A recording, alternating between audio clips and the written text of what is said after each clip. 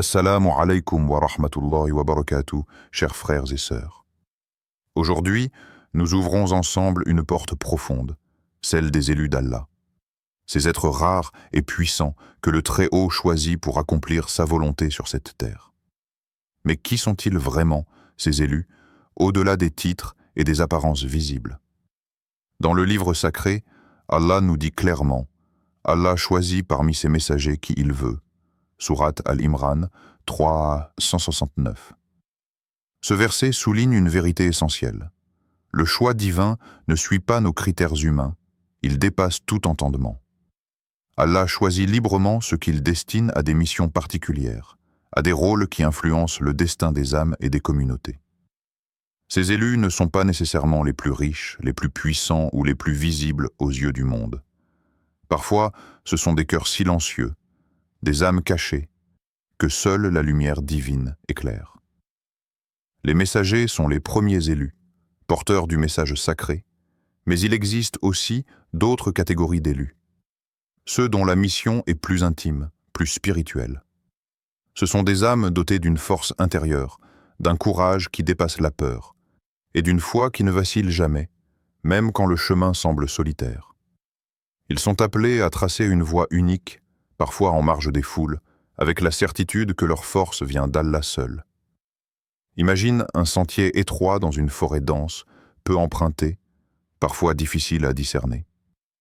Ce sentier, c'est celui des élus. Peu de pas y résonnent, peu d'âmes osent s'y engager, mais il conduit vers une lumière intérieure intense, une clarté que seuls les vrais élus peuvent reconnaître et suivre. Ce chemin est parfois isolant, car il invite à une fidélité absolue à la volonté divine, loin des compromis humains. Ceux qui empruntent ce sentier ressentent un appel puissant qui ne ressemble à aucune autre voix.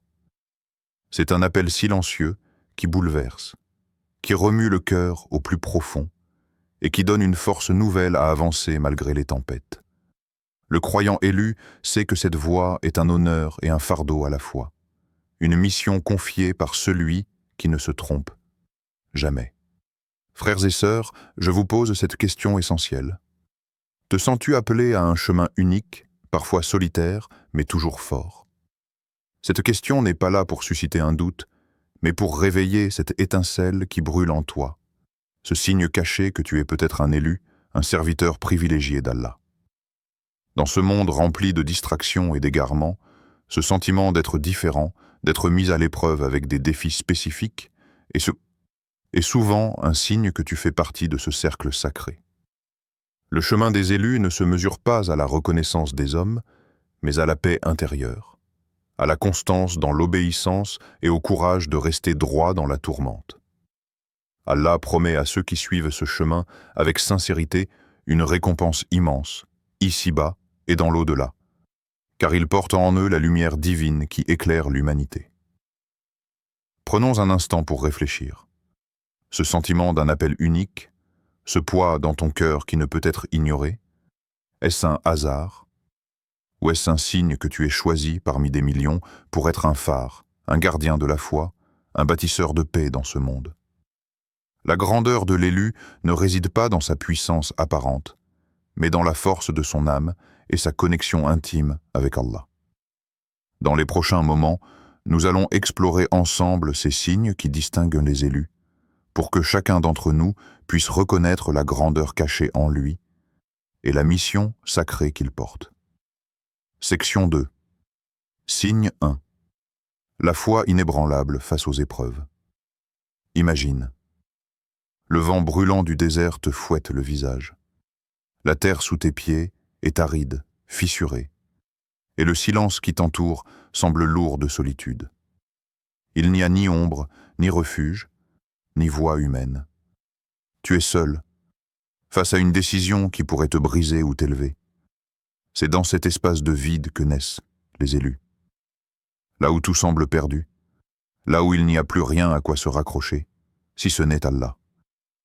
Souviens-toi d'Ibrahim, paix sur lui, l'homme au cœur en feu pour la vérité.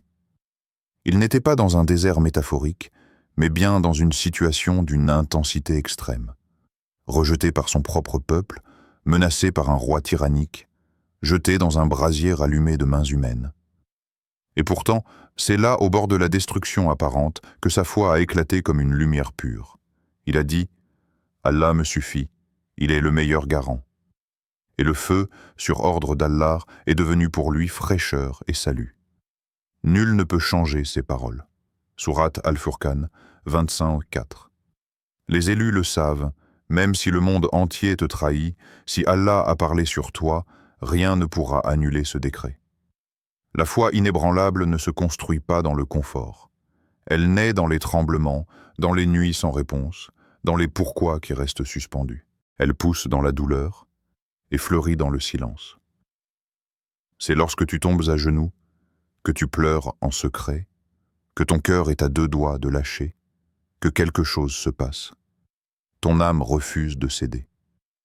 Et tu sens, sans preuve extérieure, que tu n'es pas abandonné. Ces épreuves que tu as vécues, peut-être qu'elles t'ont arraché des morceaux de toi. Peut-être as-tu perdu des êtres chers, ou été trahi par ceux en qui tu avais confiance. Peut-être as-tu crié vers le ciel sans obtenir de réponse audible. Et pourtant, tu es encore là. Tu pries encore. Tu continues de croire. C'est ça le signe. Les élus ne sont pas épargnés par la souffrance. Au contraire, ils en sont souvent les hôtes les plus familiers. Mais leur secret, c'est qu'ils transforment la douleur en certitude et le désespoir en proximité avec Allah. Il n'y a pas de lumière plus éclatante que celle qui jaillit après avoir traversé les ténèbres. Et il n'y a pas d'âme plus puissante que celle qui, brisée par le monde, choisit encore d'aimer son Seigneur sans condition. Alors, frères, sœurs, quelles épreuves ont forgé ta foi? Quelles nuits sombres t'ont révélé que seul Allah pouvait te porter? Ce feu que tu as traversé, était-il là pour te consumer, ou pour purifier ton âme afin que tu deviennes un miroir de sa lumière? Ce n'est pas le succès qui distingue l'élu, c'est sa résilience, sa capacité à dire « Je ne comprends pas, mais je fais confiance ». Et dans cette confiance totale, l'élu devient invincible. Tu n'as peut-être pas vu le miracle encore, mais peut-être es-tu déjà en train d'en vivre un, celui de croire quand tout te pousse à abandonner. Section 3, signe 2, la quête incessante de la connaissance. Il y a, dans les profondeurs de certaines âmes, une soif qui ne s'éteint jamais, une faim sacrée, invisible, inépuisable. Ce n'est pas une quête de richesse, ni de reconnaissance. C'est une soif de vérité, une quête de sens, une recherche de lumière dans un monde d'ombre. Les élus d'Allah ont ce feu discret, mais ardent, qui les pousse à apprendre, à comprendre, à s'approcher de la sagesse divine avec une humilité silencieuse. Ils ne se contentent pas de répéter les mots appris. Ils veulent ressentir, goûter, expérimenter la profondeur de chaque verset. Chaque science utile devient pour eux une route vers le Créateur. Dis, sont-ils égaux, ceux qui savent et ceux qui ne savent pas? Sourate Az-Zumar, 39. Il y a ceux qui regardent la mer et y voient de l'eau. Et il y a ceux qui, en observant les vagues, entendent les secrets de la création. Les élus ne regardent pas simplement, ils contemplent. Ils ne lisent pas simplement, ils absorbent. Ils ne s'arrêtent jamais aux mots. Ils cherchent le message derrière les mots. Il y a des nuits où tu te réveilles, sans raison apparente, le cœur agité, l'esprit en mouvement. Une question te traverse comme une étoile filante. Pourquoi suis-je ici? Quelle est ma place? Que veut Allah de moi? Ces réveils ne sont pas des hasards, ce sont des appels, des invitations du Très-Haut à t'approcher de lui par la connaissance. Les élus ne sont pas ceux qui savent tout, ce sont ceux qui reconnaissent leur ignorance et qui avancent jour après jour vers la lumière. Ils n'ont pas toujours des réponses, mais ils ne cessent de poser des questions, et c'est là leur force. Ce sont les premiers à ouvrir un livre quand les autres dorment, les premiers à s'asseoir au pied d'un savant, non pas pour briller, mais pour purifier leur cœur. Les premiers à méditer sur un verset, parfois pendant des heures, juste pour saisir ne serait-ce qu'un reflet de la sagesse d'Allah. Ils savent que la vraie connaissance ne gonfle pas l'ego. Elle l'apaise. Elle ne rend pas arrogant, elle rend humble. Elle ne pousse pas à dominer, mais à servir. Et cette quête n'est jamais finie. Car connaître Allah, c'est comme plonger dans un océan sans fond. Plus tu avances, plus tu te rends compte que tu ne sais presque rien. Mais ce presque rien suffit à nourrir ton âme d'une paix indescriptible. Alors je te pose cette question, frère, sœur. Comment nourris-tu ton esprit et ton âme? Quelle lecture façonne ton regard sur le monde? Quelle connaissance fais-tu vivre dans ton quotidien, non pas seulement dans ta tête, mais dans ton cœur, dans tes gestes, dans tes choix? Le signe d'un élu, c'est cette faim qui ne meurt jamais. C'est cette volonté de devenir chaque jour un peu plus proche de celui qui détient toutes les clés de la sagesse. Et dans cette marche silencieuse vers la vérité, le croyant se transforme. Il devient un serviteur lumineux, un être en perpétuelle croissance, un chercheur d'Allah. Section 4, signe 3. L'audace de dire la vérité, même seul. Imagine les ruelles étroites de la Mecque, brûlantes sous le soleil. L'atmosphère est tendue. Les regards sont lourds. Le silence, parfois, est plus tranchant que les cris. Au milieu de cette ville imprégnée de traditions tribales, d'idolâtrie, de pouvoir et de crainte des anciens, un homme se lève et prononce une parole qui va secouer les fondements du monde. Il n'y a de divinité qu'Allah, et Mohammed est son messager. Ce n'est pas seulement une déclaration de foi, c'est une révolution. Le prophète Muhammad, seul contre tous, ose affirmer la vérité. Il n'a ni armée, ni richesse, ni appui politique. Il a juste une mission, une flamme dans le cœur, et une certitude inébranlable. La vérité vient d'Allah, et elle ne peut être étouffée. Frères et sœurs, il faut un courage déchirant pour dire la vérité quand tout invite à te taire. Et dis la vérité, même si elle est amère. Cette phrase, bien qu'elle ne soit pas mot pour mot dans le Coran, est ancrée dans l'esprit de la justice islamique et dans le comportement du prophète. Car dire la vérité, c'est parfois affronter l'hostilité de ce qu'on aime. C'est risquer la perte, le rejet, la solitude. Et pourtant, les élus n'hésitent pas, car ils savent que chaque mot porté par la sincérité est un acte de proximité avec Allah. Le prophète a été moqué, insulté, isolé, combattu. Il a vu ses compagnons torturés. Il a traversé la vallée de la famine, perdu ses soutiens les plus chers. Et malgré cela, il n'a jamais reculé d'un seul pas. Il n'a pas arrangé la vérité pour plaire. Il ne l'a pas diluée pour éviter le conflit. Il a tenu ferme, même quand il était seul. C'est cela, la marque des élus. Ils ne se plient pas à la peur de l'opinion. Ils marchent droit, même si la terre tremble sous leurs pieds.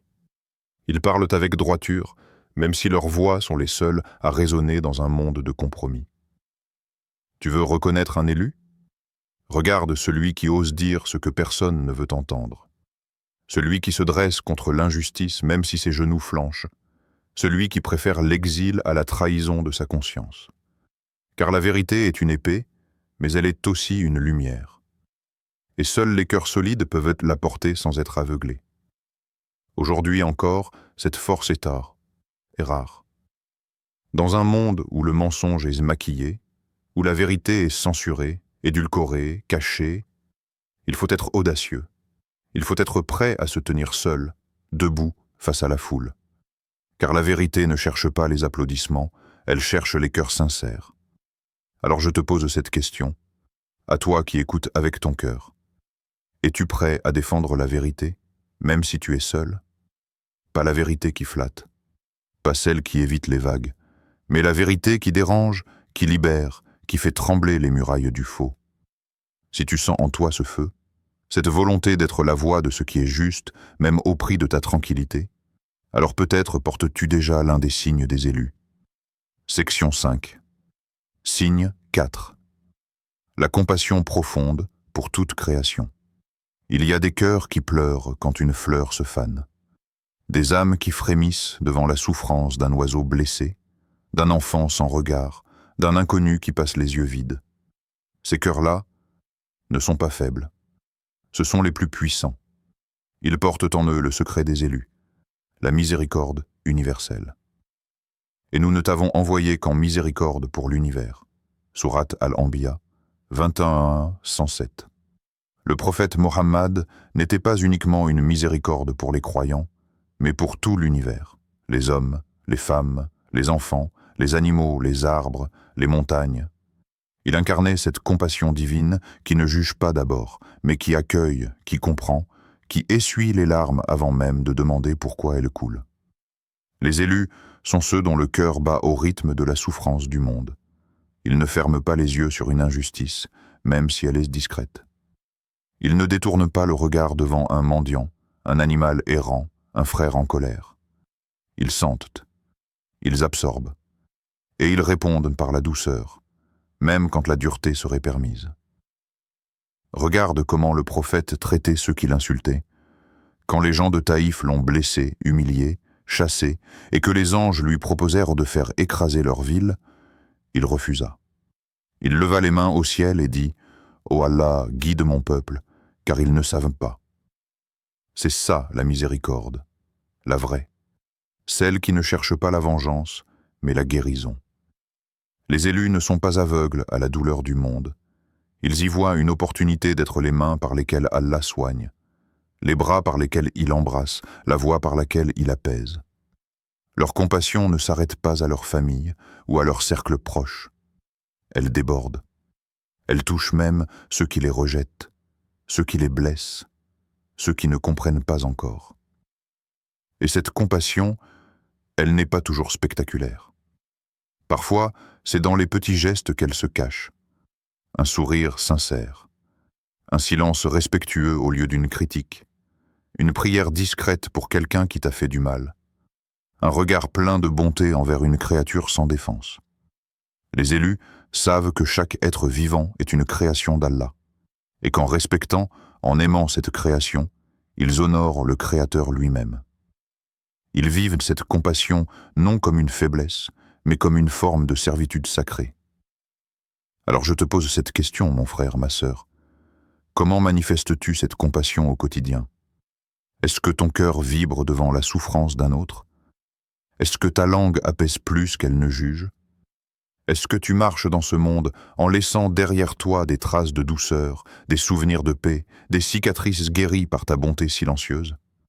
Si oui, alors tu portes en toi l'un des signes les plus nobles, celui que portait notre bien-aimé prophète, celui des cœurs élus par la miséricorde. Section 6. Signes. 5. La patience et la persévérance infinie. Il y a des moments où tout semble figé, où le monde autour de toi continue de tourner, mais ton cœur, lui, est suspendu dans l'attente. Attente d'une réponse, d'un signe, d'une délivrance. Et dans ce silence prolongé, une voix murmure au fond de l'âme. Tiens bon, les élus sont ceux qui savent patienter, non pas parce qu'ils sont insensibles, mais parce qu'ils ont appris que derrière chaque silence d'Allah se cache une sagesse qui construit l'âme.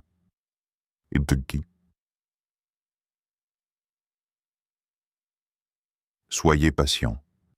Certes, Allah est avec les patients. Sourate Al-Anfal 8:46. La patience des élus n'est pas une absence de douleur. Elle est la maîtrise de cette douleur. Un cœur qui saigne, mais qui reste tourné vers le ciel. Un esprit qui doute parfois, mais qui continue de prier. Un corps fatigué, mais un pas qui ne recule jamais. Regardons l'un des exemples les plus bouleversants de cette persévérance. Youssouf, paix sur lui, trahi par ses frères, jeté dans un puits, esclave dans une maison étrangère, faussement accusé, enfermé dans une prison. Pendant des années, il aurait pu se révolter, se détourner, perdre confiance. Mais non, il a tenu. Il a transformé sa cellule en lieu de lumière, son exil en proximité avec Allah. Et lorsqu'Allah a jugé que le temps était venu, la porte s'est ouverte. Combien parmi nous vivent cette attente? Cette parenthèse où rien ne semble bouger et où chaque jour ressemble au précédent. Combien pleurent en silence, fatigués de patienter, tentés d'abandonner? Et pourtant, dans cette immobilité apparente, une construction divine est en cours. Allah polit ton cœur. Il t'élève. Il te prépare à recevoir ce que tu ne pourrais pas encore porter. Les élus le savent. Ils ne pressent pas le temps. Ils marchent lentement, mais avec une foi ferme. Ils attendent, non pas passivement, mais activement, en se purifiant, en se formant, en priant, en continuant, encore et encore, même si le ciel reste fermé. Ils voient dans l'attente un lieu sacré, un rendez-vous secret avec Allah. Car la patience n'est pas un vide. C'est une réponse. C'est un acte d'amour. C'est un pacte silencieux entre l'âme et son Créateur. Je sais que tu ne m'as pas oublié, même si je ne comprends pas encore. Alors je te pose cette question en toute sincérité. Où trouves-tu ta force dans l'attente? Dans quelle prière chuchotée? Dans quel verset répété avec des larmes? Dans quel souvenir de grâce passée qui te rappelle que le secours vient toujours, mais à l'heure divine? Si tu continues de marcher, malgré l'usure, malgré le silence, malgré les pas encore, alors sache que tu portes en toi l'un des signes les plus puissants. Car celui qui patiente avec amour est déjà accompagné. Et quand Allah est avec toi, qu'as-tu à craindre? Section 7. Signe. 6. La connexion intime avec Allah par la prière et le rappel. Il y a des instants où le monde entier s'éteint. Les voix se taisent, les lumières artificielles s'effondrent, le bruit s'efface, et dans ce silence, un cœur bat, lentement, entièrement tourné vers le ciel. Ce cœur-là est celui de l'élu, car le véritable élu n'est pas celui qui est vu, mais celui qui est entendu dans l'invisible. Il connaît le secret de l'intimité divine. Il a goûté à ce moment où le front touche la terre, et où l'âme, libérée des chaînes du monde, s'élève vers son Seigneur. Ceux qui croient et dont les cœurs s'apaisent au rappel d'Allah. Sourate Ar-Ra'd 13-28. Oui, c'est là que tout commence. Dans le silence d'un dhikr, dans le frisson d'une nuit où les larmes remplacent les mots, dans une sala posée, lente, respirée comme un retour à la maison. La connexion avec Allah n'est pas une affaire d'apparence ou de longues invocations mécaniques. C'est un état de présence, une manière de vivre avec lui à chaque respiration. C'est se rappeler que ton cœur est un sanctuaire et que chaque fois que tu dis Allahu Akbar, c'est comme si tu ouvrais une porte intérieure pour t'asseoir face à la majesté. Les élus ne prient pas seulement parce qu'ils doivent, ils prient parce qu'ils ne peuvent pas vivre sans, parce qu'ils se sentent vides s'ils manquent un rendez-vous, parce qu'ils savent que même une seconde passée sans conscience d'Allah est une perte infinie. As-tu déjà ressenti ce moment? Ce moment où tu poses ton front au sol et que soudain, sans explication, tu pleures. Pas parce que tu es triste, mais parce que ton cœur reconnaît enfin celui qu'il cherchait depuis toujours. C'est ça, la connexion. Ce fil sacré qui relie l'âme à son origine. Et ce lien se nourrit chaque jour, par le rappel d'Allah au réveil, par les invocations murmurées entre deux tâches, par les sourires donnés avec l'intention de plaire à Allah, par le regard posé sur la nature avec gratitude, par la conscience que, même seul, tu es toujours vu, toujours aimé. Car dans cette proximité avec Allah, l'élu trouve sa vraie force. Il n'a pas besoin de reconnaissance. Il n'a pas besoin de contrôle. Il sait que, tant que son lien est vivant, rien ne peut le briser. Et alors, je te pose cette question. À toi qui ressens peut-être cette soif, comment cultives-tu ta relation avec Allah? Est-ce que tu prends soin de ce lien comme d'un trésor? Est-ce que tu t'arrêtes parfois, en pleine journée, juste pour dire « Ya Allah, je suis là », car l'élu n'est pas celui qui parle fort de Dieu, mais celui qui vit avec Dieu, dans le secret, dans l'intime, dans la constance, et quand ce lien devient solide, même si le monde entier tombe autour de lui, il reste debout. Parce qu'il n'est jamais seul. Section 8, signe 7. La capacité à inspirer et guider les autres. Il est des âmes dont la simple présence éclaire une pièce. Pas parce qu'elles parlent fort, mais parce qu'elles vivent ce qu'elles disent, parce qu'elles incarnent ce qu'elles croient, parce qu'elles sont devenues, sans le chercher, des phares dans la nuit. Les élus, frères et sœurs, ne guident pas les autres par ambition ou par ego. Ils guident par nécessité spirituelle. Parce qu'Allah leur a confié une lumière, et cette lumière ne peut rester enfermée. Elle doit être transmise, partagée, déposée dans d'autres cœurs. Ô vous qui croyez, soyez des témoins équitables. Sourate An-Nisa, 435. Être témoin, ce n'est pas juste parler. C'est être, c'est rayonner, c'est se tenir debout quand tout vacille autour de toi. Et dans cette posture, les élus deviennent des repères. Ils ne prétendent pas être parfaits. Mais ils avancent, sincèrement, humblement, et leur chemin devient une carte pour les autres. Regarde les compagnons du prophète. Ils n'étaient pas tous érudits, ni orateurs, ni puissants. Mais ils avaient en eux cette flamme indestructible. Et quand ils parlaient, c'était le cœur qui parlait. Quand ils agissaient, c'était l'exemple vivant de la foi en action. Abou Bakr, doux et constant, a rassuré une communauté entière dans les heures les plus sombres. Umar, ferme et juste, a redonné sa grandeur à la justice islamique. Uthman, généreux et silencieux, a offert ses biens sans attendre de retour. Ali, sage et lumineux, a guidé les esprits et les cœurs comme un éclat du savoir prophétique. Ils ont inspiré non pas parce qu'ils cherchaient à être suivis, mais parce qu'ils marchaient sincèrement derrière le messager d'Allah. Et cette sincérité, cette loyauté, attire les âmes. Toi aussi, tu portes peut-être en toi une part de cette lumière. Tu n'as pas besoin d'un grand public. Parfois, un mot au bon moment, un geste de bonté, un silence plein de foi, peut sauver une âme du naufrage. Tu deviens un guide sans le savoir, un repère discret dans la nuit de quelqu'un, un modèle pour un enfant qui t'observe, une source d'apaisement pour un cœur troublé. Alors, pose-toi cette question, non pas avec orgueil, mais avec lucidité. Comment es-tu un phare pour ton entourage? Par ta patience? Par ta droiture dans les épreuves?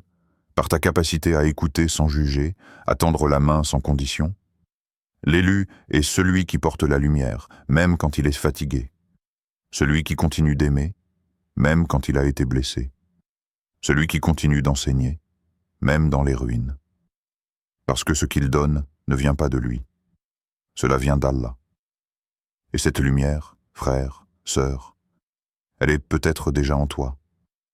Allume-la, nourris-la, et deviens, à ton tour, un feu sacré dans cette nuit du monde. Section 9. Conclusion. S'abandonner à la sagesse. D'Allah, source de puissance. Frères et sœurs bien-aimés, après avoir parcouru ces signes, ces éclats d'élection divine, une vérité douce mais puissante se déploie doucement en nous. Vous n'êtes pas ici par hasard.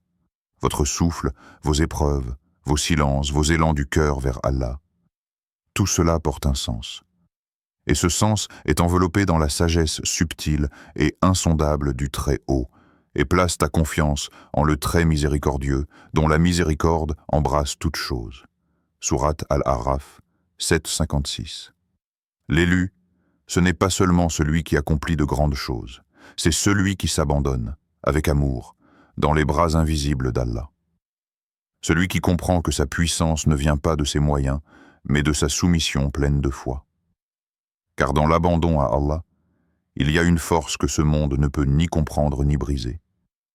L'élu sait que même les larmes sont des prières, que même les silences sont entendus, que même les retards sont des bénédictions voilées, et que chaque détour, chaque blessure, chaque nuit noire, était en fait une main divine qui le guidait.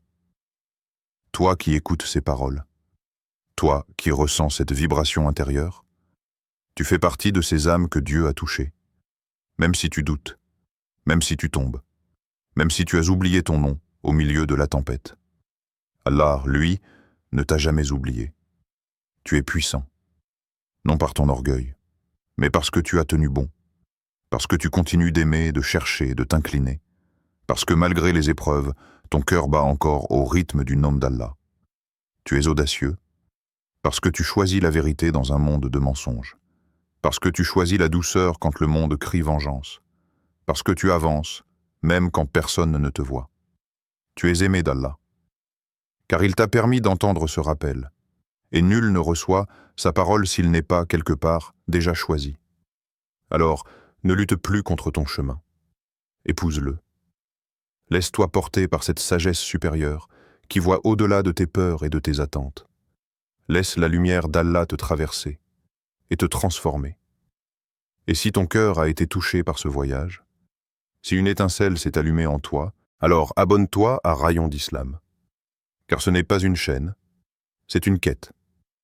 Un chemin que nous empruntons ensemble, guidés par la lumière du Coran, la douceur du prophète et l'appel d'Allah dans nos cœurs. Partage cette lumière, fais-la circuler.